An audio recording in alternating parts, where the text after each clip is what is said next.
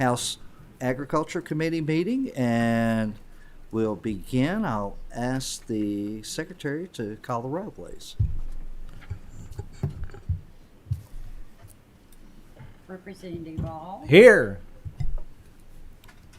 Representative Bivens. Here. Representative Donworth. Here. Representative Freeland. Here. Representative Hale. Present.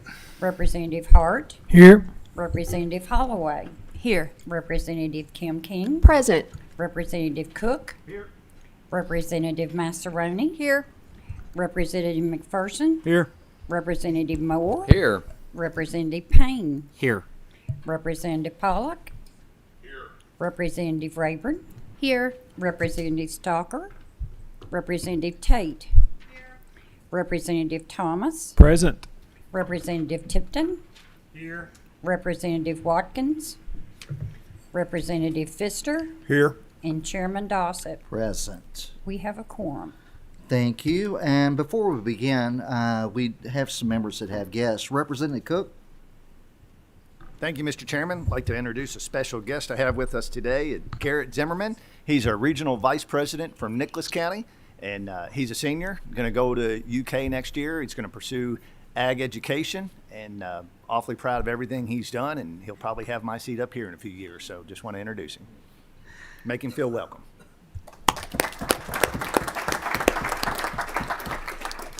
Representative Moore. Thank you, Mr. Chairman. I'd like to welcome a friend, Mr. Sawyer Cunningham, who's here with us today. Sawyer is the president of the Anderson County FFA. Please join me in making him feel welcome. Representative Hale. Thank you, Mr. Chairman. I have some guests this morning I'd like to introduce, if I may. Sure. I have Miss Ella Smallwood with us this morning. She is the chapter president of the Menifee County FFA chapter, and then Mr. Sean Wells is the vice president of the local chapter. And we are really fortunate today to have Mr. Aiden Manley, which is from Menifee County. Aiden is the state FFA president and does a great job. And Representative Cook, he will be in my seat someday up here. I have no doubt about that. He will be in my seat. He is an incredible young man. His speaking ability is good or better than anybody I've ever heard talk. So, and then I also have my judge executive with us this morning, Judge Hector Acala. So, if you don't mind, please make these folks welcome this morning. Thank you, Mr. Chair. Thank you, Representative Hale. And I had the pleasure this morning to speak to these young men and women wearing the blue jackets down there. And I want you to know how impressed and how thankful I am to you to allow me to spend a few minutes. So thank you for being here, all of you. With that, ladies and gentlemen, yes, we're going to begin right here with Representative Rayburn. Will allow you to introduce yourself, and you're going to be presenting House Bill 658. Good morning. My name is Felicia Rayburn, and I represent the House District 47, and here with me today is Todd Griffin, President of the Kentucky Retail Federation and Executive Director of the Agribusiness Association of Kentucky.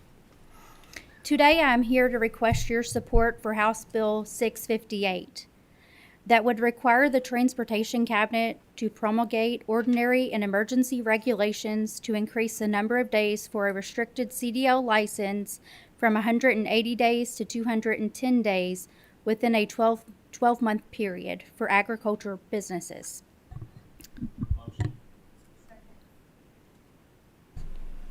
We have a motion by Representative Bevin and a second by Representative Massaroni. Representative, would you like to continue, or would you like to go straight to a vote? I think we're going to go ahead with the vote. Smart lady. Oh. With that being said, I'll ask the clerk to call the roll, please. Representative All. Aye. Representative Bivens. Aye. Representative Donworth, Yes. Representative Pfister, Yes. Representative Freeland, Yes. Representative Hale, Yes. Representative Hart, Representative Holloway, Yes. Representative Kim King, Yes, ma'am. Representative Cook, Representative Massaroni, Yes. Representative McPherson, Yes. Representative Moore, Yes. Representative Payne, Yes. Representative Pollock, Yes. Representative Rayburn, This is a great bill for agriculture, and I vote aye. Representative Stalker, Pass. I'm sorry. Pass. Representative Tate, Yes. Representative Thomas, Aye. Representative Tipton, Yes. Representative Watkins, and Chairman Dossett. Yes. Motion passes. House Bill 658 passes with favorable expression, and we expect it to do so on the House floor. Thank you, Representative. Thank you. Thank you. Next. Let's. Okay. Representative Pollock? Yes, please.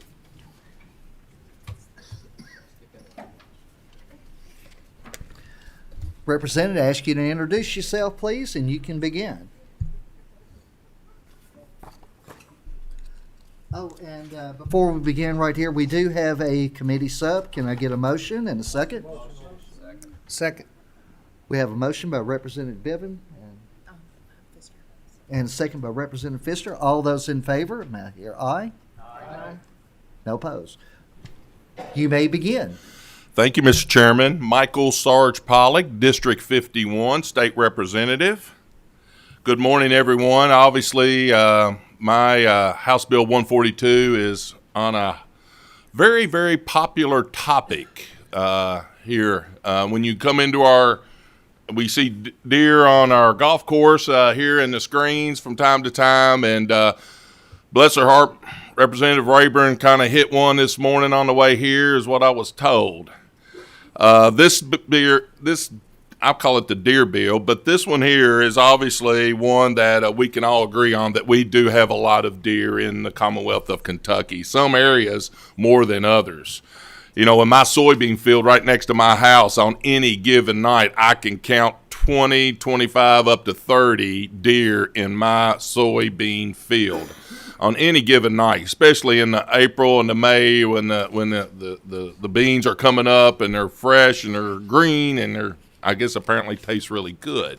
As we went down to our caucus retreat in Paducah, I can't count how many carcasses we saw as we drove down the parkway to Paducah. Actually, I'll be honest, I thought about this bill coming to your attention, and I ended up counting, and I kid you not, I got up to 70 carcasses along that parkway headed to Paducah this past November. So obviously, again, we know there is an issue of overpopulated deer.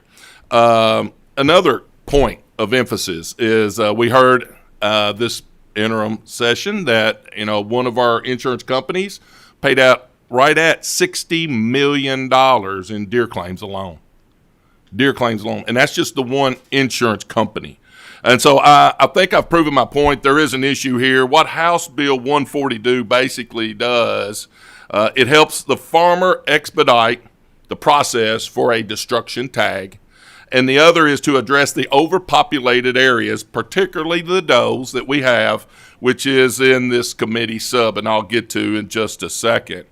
But that's what the bill does. It talks about it, and I want to say thank you to the Department of Fish and Wildlife, who has come to me and talked me through the process. I think in an original bill, there was some language I had put in initially that obviously didn't make sense. I'll address it here in this committee sub. Obviously, I think you may have gotten a few emails, a few contacts about the second buck tag. I can encourage you to let you know, inform you that language is stripped out and we've got new language in. So I'll address the first topic of what this House Bill 142 does.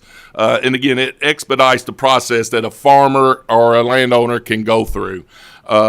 basically it provides a time frame where the damage that is being caused in the crops, the department shall issue a requesting individual, typically a game warden or someone to that sort, their discretion, to provide a 15-day window for that department to come and verify and confirm that the damage is there.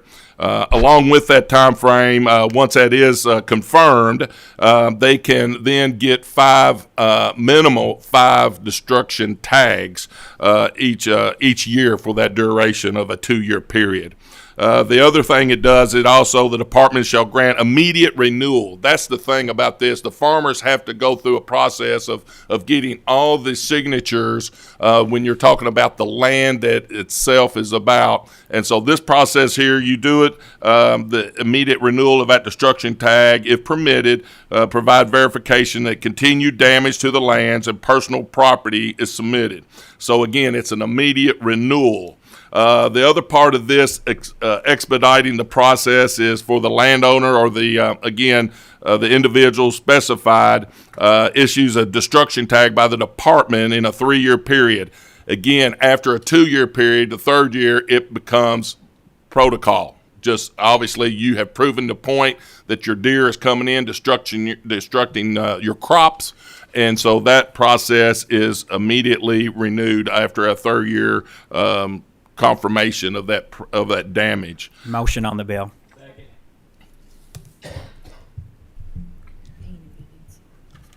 We have a motion by Representative Payne, a second by Representative Bivens. Do you want to continue, or we do have questions? Okay, I'll take the questions. We'll begin right there. Representative All.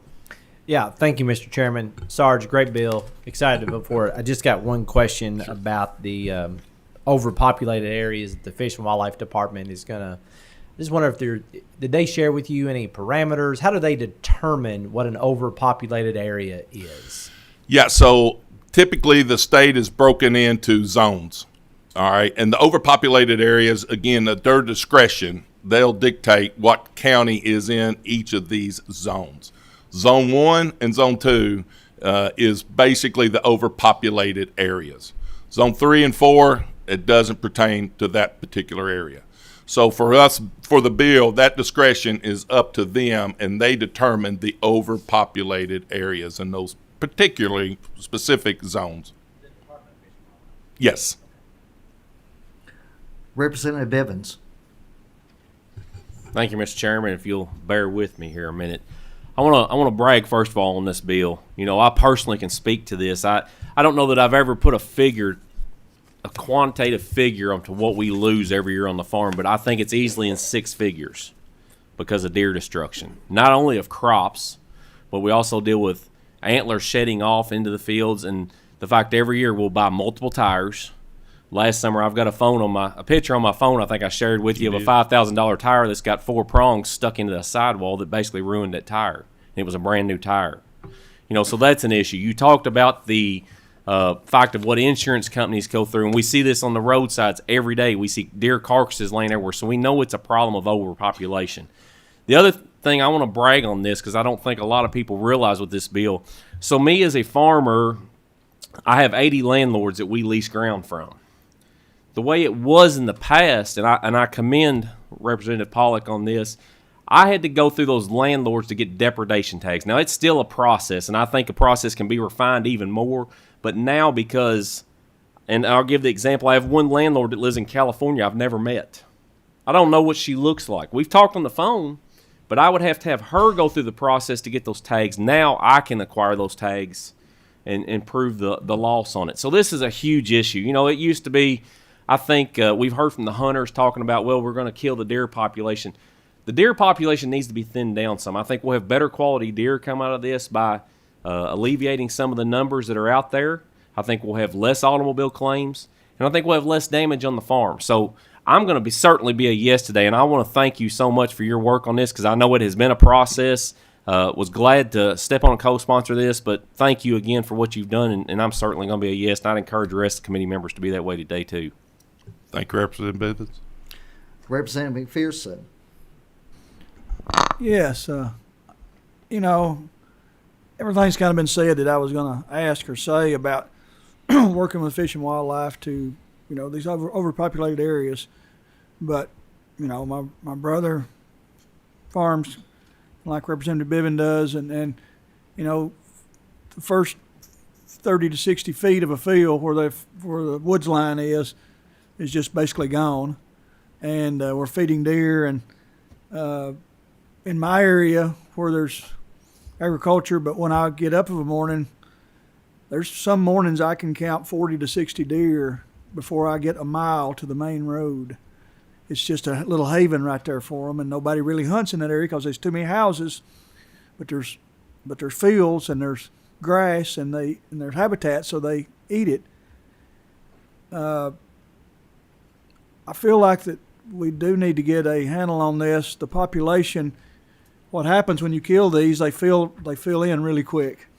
You can kill a lot of deer in an area where the food plot is, and there's just more population comes into it really quickly. So I do think going forward, it is working with the Fish and Wildlife and killing more does and getting the balance better is really the way to do it. I mean, you talked about seeing 25 or 30 deer in your soybean field. Well, if you kill 5 of them, you still got a large number. Yep. So we need to get the population down. I appreciate the bill. Thank you. Representative Thomas. Thank you, Mr. Chairman. Being a victim of my last car was totaled as hitting a deer as I was driving the 3 hours up this way. So I completely understand and appreciate you passing this and moving this bill. I noticed that it says that you can add 7 to 10 days to a season or so. They have the ability to shorten a window too, don't they? I mean, Department of Fish and Wildlife, yes, sir. They can? Yeah, 7 to 10 day session. Because sometimes I think you're exactly right. If you stretch it out too long, people get complacent, like, I'll just go hunting next week because it's still in season. Whereas sometimes you have a shorter window, it might be like, I got to go next week because it's the end of season. So they'll have that flexibility, and it still leaves it with them then. So that's correct, yeah. Great. And again, Department of Fish and Wildlife will dictate that time frame. Typically, the thing about it is, I think overall, when deer season started, in my family, we have our yearly reunion the first weekend of deer season. I mean, literally, we got 40 family members coming to my mom and dad's house, and so it's a big, big deal. But most people, when deer season starts, they're looking for the trophy bucks. And so, again, this particular language here dictates a certain period of time to harvest doe. All right. Mr. Chairman, one more? Sure. So harvesting the extra does and stuff, what happens to the meat? Is there a process later on working with Feeding Kentucky and some of these food banks that, and I realize it's not in this bill, but this might be something later on that we can try to get that meat, whether it be into groceries or actually into beef sticks and get them into backpacks or something like that. Is there a process for that maybe later? Representative Thomas, that is a fantastic question. And that's a passion that I have. And I've reached out to Feeding of America, Hunters for Hunger, Boone Brothers Mission. And so they are all super excited to know that this focus will provide extra protein. And so we're working through a process of what that looks like. I mean, one of the things that I wanted to kind of emphasize is that we have to make it simple, an easier process for the hunters to harvest doe. Yeah. And so, my thought process is, the hunter, harvests the doe, puts it in the truck, takes it to the processor fixes it, and then calls the Feeding of America, Hunters for Hunger. That simple is what my hope in all this would be, because obviously we don't want to just leave the animal out in the woods for the coyotes and everything else. This is an opportunity that will really benefit other people if we continue and focus on this part of it. Thank you. Great. Appreciate it, Mr. Chairman. Representative Hale. Thank you, Mr. Chairman. Thank you, Representative Pollock, for the bill. I'm very supportive of it. I'm very thankful that you and Fish and Wildlife got together on some issues that I had about the bill early on. You and many, sir. And I think I expressed those, but thank you for the changes that was made there. and I do want to go back, and I know the answer, but I just want to make sure I get it again. On the second page, page 2 of the bill, where it talks about the requests being made by the landowner. So the department will send, I don't think it would necessarily have to be a game warden. I think it could be probably someone from maybe the wildlife division or whichever. But someone would come and actually look at that damage. Is that correct? That is correct. No, that process would not change. The only thing we kind of made sure that everybody knew, which they do a good job getting out there, but we wanted to kind of put it in this bill that within a 15-day window for the people that Department of Fish and Wildlife would send out there to confirm that destruction. Yeah.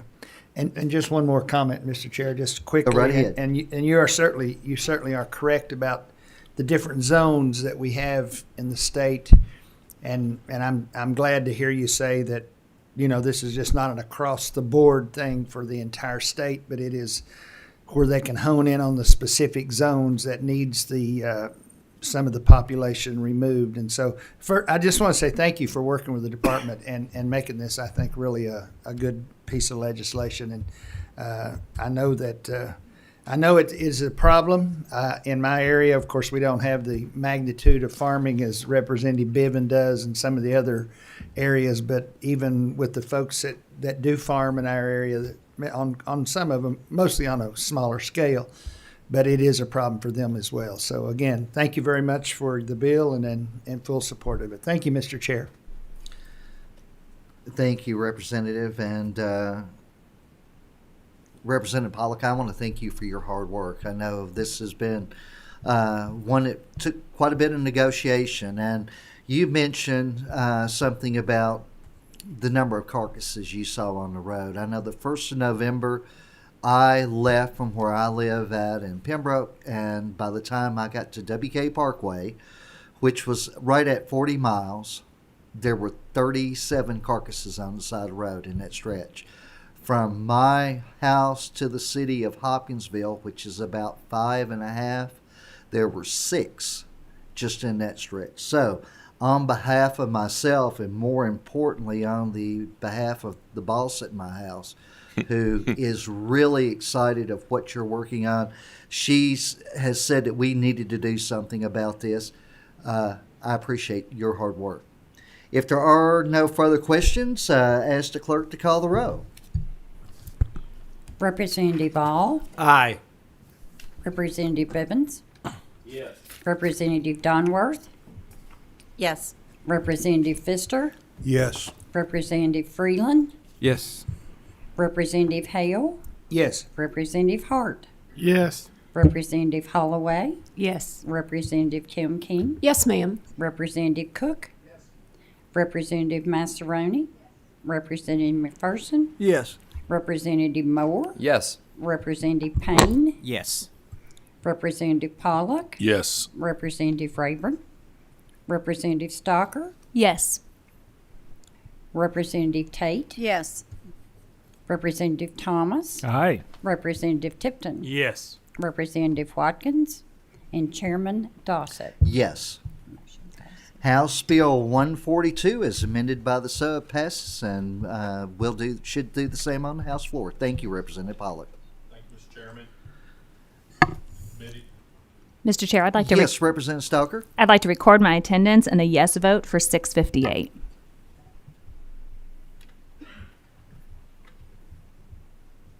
We will not change the outcome. Right. Okay. That won't change the outcome, but your vote does go there on record. Okay, next we'll ask Representative Holloway to come forward, and she will be presenting House Bill 571. And with that, she has a sub. Can I have a motion and a second? We have a motion by Representative Bivens and a second by Representative Hart.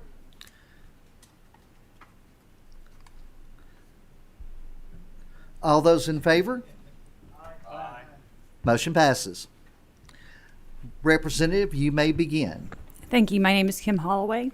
Yes. Thank you. State Representative for District 2. And I just want to say to start that I'm incredibly excited to see the young people here today, because this is a subject that does not get a lot of attention. Had a lot of questions about it, to ask what the purpose of the bill is. And I think this is a wonderful opportunity for them to learn a little bit more about how our crops are affected by light pollution. So House Bill 571 seeks to address the increasing incidence of the detrimental effects of light pollution to Kentucky's agricultural industry by requiring any any light fixtures installed and maintained by the Transportation Cabinet to be fully shielded. The agriculture industry contributes approximately $46 billion to Kentucky's economy each year, and the market value of crops sold annually is approximately $8 billion. Kentucky loses 291 acres of farmland each day, with the average farm being approximately 179 acres. Any farmer can tell you how difficult it is to remain in this industry, and it is therefore crucial that we seek to minimize these losses with evidence-based interventions. Light trespass is the inappropriate spilling of light onto unattended areas, disrupts the photoperiodism of crops. Photoperiodism is a biological response to the relative lengths of day and night, which regulates critical life events. It significantly impacts crop production and biodiversity through disruption of pollination, preventing production of seeds and fruit, leading to reduced crop yields and lower biodiversity in agroecosystems. Second. We have a motion by Representative Massaroni and a second by Representative Hart. We do have some questions. Do you want to continue or move to your questions? I could. I have quite a bit of information if anyone just has any additional questions. The purpose of the bill, of course, is to protect agricultural land, and what it would do is require the Department of Transportation, or the Transportation Cabinet, to use fully shielded lights when they install the new lights. And if there is a farmer whose land is being impacted by lights already installed, they can request those lights be shielded, and they have to be shielded within 30 days. There's also an exemption for up to 180 days for construction and maintenance projects. Okay, we do have questions. Representative All. Yes. Thank you, Mr. Chairman. Thank you, Representative. Great bill. Going to vote for it. I just got a question. It's only for State Transportation Cabinet. Yes, this only applies to lights installed and maintained by the Transportation Cabinet. I'm for it. I'd want to go further. I know that's going to affect 95% of the occasions, but I wish we'd go down to protect all the farmland, no matter what kind of. Certainly. Anyways. Okay. All right. Thank you. We're going to start somewhere. Representative Moore. Thank you, Mr. Chairman. And thank you, Representative Holloway, for educating me and probably many others on this topic over the last couple of days. I can educate you some more if you like. I got more meetings. But I wanted to ask, I totally understand the complaint process. When the Transportation Cabinet is installing new lights, will this apply by default to all lights, or will it only be along areas that are indicated as having agricultural property nearby? Only land that is designated by the KRS to be identified as agricultural land. There is a definition that we use to define agricultural land in KRS 132.010. Thank you. Representative Bivens. Thank you, Mr. Chairman. Kim, I want to thank you, first of all, for this bill. I think it's a great bill. And it's one of these things that goes unnoticed. And a lot of times I forget about it because it's out of sight, out of mind. But I have experienced and I've seen this. And something for members of the committee to think about is it's gotten worse over time. Because what's happened to light bulbs? We've gone to LED lights. We've gone to a brighter white light. So now it's even spreading out further. And I think that picture does a great illustration. It used to be a street light would go straight down. Well, now it tends to spread out more. And I'm all for safety. But when it starts impacting agriculture, we have to keep this in mind. And it's not just soybeans. I'll give you another prime example. My wife, being a high school ag teacher, they have a greenhouse. They cannot raise poinsettias in their greenhouse because the lights of the football field overshadow the greenhouse. So all of agriculture can be impacted by this. So I applaud you on this bill. Thank you very much. I think all the farmers will greatly thank you. And I agree with Representative All. It needs to go further. That's right. You heard it. It's on record. So thank you. There are no other questions. I'll ask the clerk to call the roll. Representative All. Aye. Representative Bivens. Yes. Representative Donworth, Yes. Representative Pfister, Yes. Representative Freeland, Yes. Representative Hale, Yes. Representative Hart. Yes, and could I make one brief comment real fast? Sure. I just, when I read your bill last night, it reminded, when I was a biology student in college, I actually did an experiment on this, and it brought back a lot of old memories. But what you're doing is a really good effort, and I'm really happy to support this. Representative Holloway, Yes. Representative Kim King, Yes, ma'am. Representative Cook, Representative Massaroni, Representative McPherson, Yes. Representative Moore, Yes. Representative Payne, Yes. Representative Pollock, Yes. Representative Rayburn, Representative Stalker, Yes. Representative Tate, Representative Thomas, Aye. Representative Tipton, Yes. Representative Watkins, and Chairman Dossett. Yes. House Bill 571 as amended passes, and we expect to do the same on the House floor. Thank you, Representative. Thank you, everyone. I believe that takes care of us. Yes, Representative Bivens. Thank you, Mr. Chairman. I know this is probably going to come back and bite me, but I've got a guest in the audience today that wasn't in here when we started, and I'd like to recognize him. Stand up. See, I can talk to him this way because this is my oldest son, Cyrus. This is the second generation that's come back to the farm. He had a meeting with the Senate side, so he decided that was more important than us. So you all give him grief about it after a while, but I'm glad to have him here with us today, as well as all the FFA members that are with us and the chaperones that have brought them. So make him feel welcome. Thank you.